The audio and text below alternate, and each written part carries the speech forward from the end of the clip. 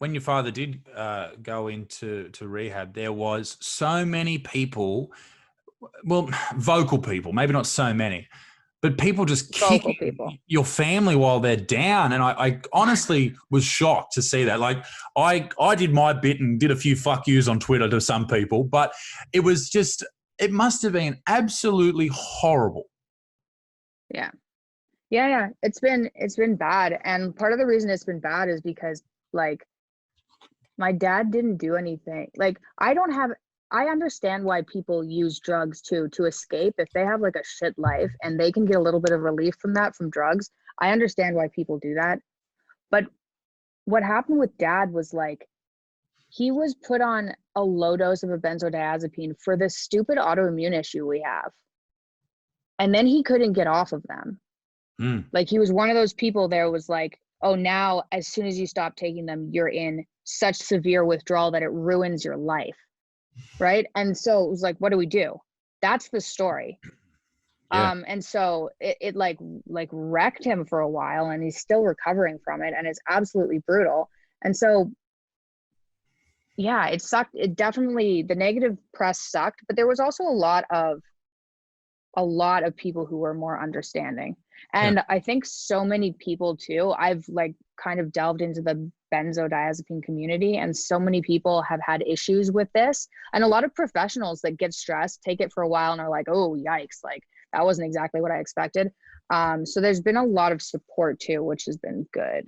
The benzo issue is widespread. I was diagnosed with a panic disorder probably 3 years ago now, and the doctor, after a while, said, "Let's prescribe you some of these." And I looked into it. I think it was Ativan or something like that. Ativan, yeah. Yeah, and he said, "Mate, take these when you need them, etc." And I went home and I sort of researched it. And there were so many people just saying, "Do not touch it. It's so hard to get off of. It will control your life. It's like, it's like meth. You have to have it. If you don't have it, you change who you are." And that terrified me. I eventually, with my panic, my panic thing was in conjunction with the epilepsy, worrying about all the time, and then worrying about when an attack would happen. This sort of, it ruled my life for a period of time, and something I still deal with, and I've talked about a lot on this channel, and that's one of the positive things I like to do with my channel, not just vegan bash, but talk about mental health and all that type of business, but mainly vegan bash. And the thing with it, it's such a, it's a quick fix in most cases, and that's what people need in that situation. But you don't have the ability to look long term. You can't, when you're panicking, when you have severe anxiety and panic attacks. People who have never had it, and they don't get it. They don't get it. I hadn't had it before, and my partner was like, she had it for a long time, and when I probably 4 years ago, I'd say to her, "You just need to calm down. You just need to relax." And then I realized over time how ridiculous that sounds to someone having a panic attack or having anxiety. Yeah, it is a constant state of me sitting on the lounge and feeling like there is a lion next to me. Yeah, it is exactly what it is. It's a very physical feeling, right? Of something giant chasing you. It's a feeling deep within your soul that something bad is wrong. You have tension all over your body. Your hands might shake. You might be flush in the cheeks. You might feel hot. I remember I was at the gym one day and I started feeling extremely hot. It was the middle of winter. I had to go and lay down for 40 minutes at home. Like things that I had never experienced. And it really came, and I understood from it, this is why people end their lives, because they cannot control it. It is hot. And so to people who have to resort to benzos, like, I get it. I fucking get it. It's what do you do? What do you do in that situation? You either... Well, you don't. I would definitely don't take benzos.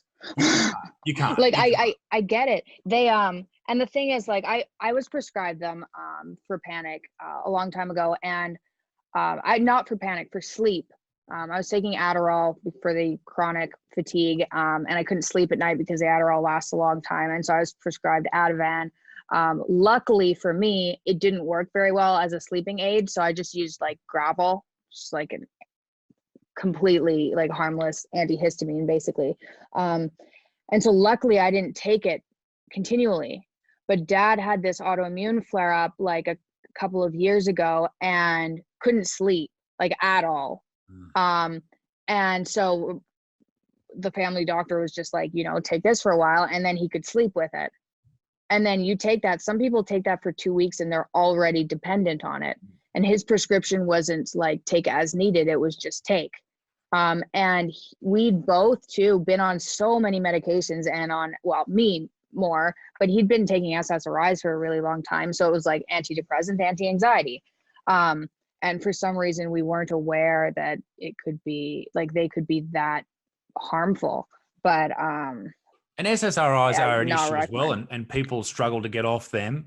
But I think they're just it's such a different boat, anti-anxiolytic drugs in comparison to antidepressants. I mean, sorry, go on. I got off of OxyContin. When I had my hip and ankle replaced, I was on OxyContin, like a solid dose of OxyContin for an entire year. And I had pretty severe withdrawal getting off of that, but that was absolutely nothing compared to this benzo withdrawal.